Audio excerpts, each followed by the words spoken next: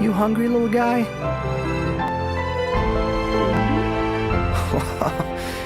You want a little more? So can I just tell you, I think I have interviewed you for every movie or at least every franchise that you've been a part of, at least for the last 10 years. I believe that. Every time we're coworkers at this point. We are I'm going to put that on my resume. That's true.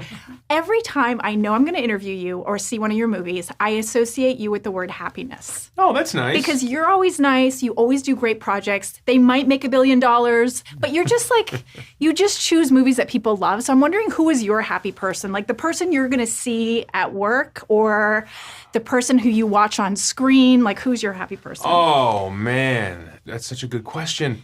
I mean, Bill Murray is a happy person for me. I love Bill Murray. I love Amy Poehler. I just saw her recently at a birthday party for Rob Lowe, and it made me so happy. All my Parks cast makes me happy. All my Guardians cast makes me happy. I've always loved these actors out there and dreamed of working with them, but I've found that the ones who make me the most happy are the people that I actually have relationships with, having worked with them, and so.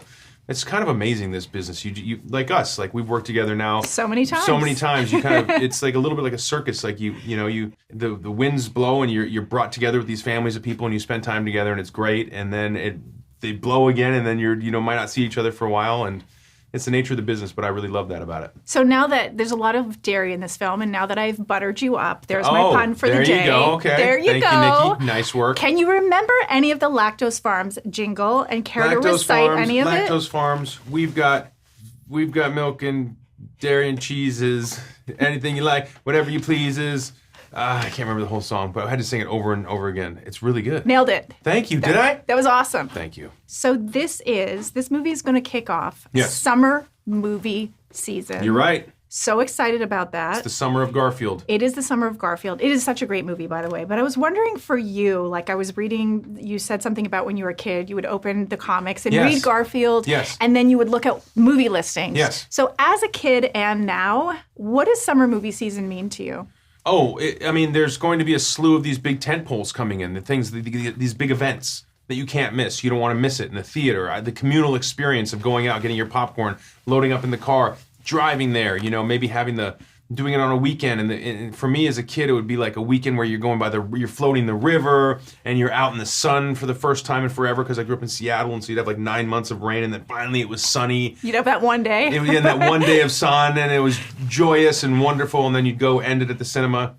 Yeah, it's the summer movies kind of punctuate your years growing up, and you remember that was the year that Jurassic World came out, or Jurassic Park came out, or whatever this big summer blockbuster came out, Independence Day, or whatever it is. I realize you've covered all the decades now, because Garfield came out in the 70s. Yes. Mario in the 80s. Yes. Jurassic in the 90s. Whoa. Bride Wars you were in That's the right. 2000s. My wife's favorite movie that I've ever done. No way. She says, there's one piece of cinema you've been part of, Bride Wars. When's the sequel, Chris? That's I don't know. what I want to know. I know. Divorce Wars? Divorce. I love it. I love it. See how we work together? Yeah, that's really good. But I'm wondering, for you, do you have a movie from the 80s, you were an 80s kid, that you still want to bring back? Either voice acting or... Man. I know, it's a tough one. He-Man. You'd be a great He-Man. Thank you. He-Man, Masters of the Universe. There was a He-Man movie that came out that was actually not bad. I haven't seen it recently. I imagine it doesn't hold up, but I remember as a kid watching it and being like, this is the best movie ever. Of course, the animated series I loved. A movie version of He-Man would be pretty epic. It's happening. It's got to happen, right? It's time. It's just way over the top, super comedy. Yeah. I think it'd be great. So you've heard of ugly eating or ugly crying, right? Yes.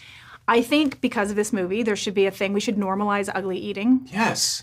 Like in a restaurant. Why should you be polite eating and sipping lovely? Yes. When was the last time you went for a full ugly eat? I'll tell you, it was just Easter. Okay. I gave up sugar for Lent. And so at the end of the Easter dinner, my wife was like, very sweetly, when you break Lent, what would you like to have? What desserts? I was like, oh, game on. And so I just had every dessert you could possibly imagine. And it was like that scene in Stand By Me where the guy incites the vomit wars. Remember, like, done! I just like pass one pie, then pass the cake, then pass the cookies. I ugly ate. And then real quick, what's the family recipe, the Chris Pratt family recipe that you can't, because there's so much family eating in this movie and snacking, and I know you've got your snacks that you like. So either your favorite family recipe that you want to share with us or your favorite midnight snack. Well, my favorite family recipe was something that my mom used to make, and I think it's like this casserole.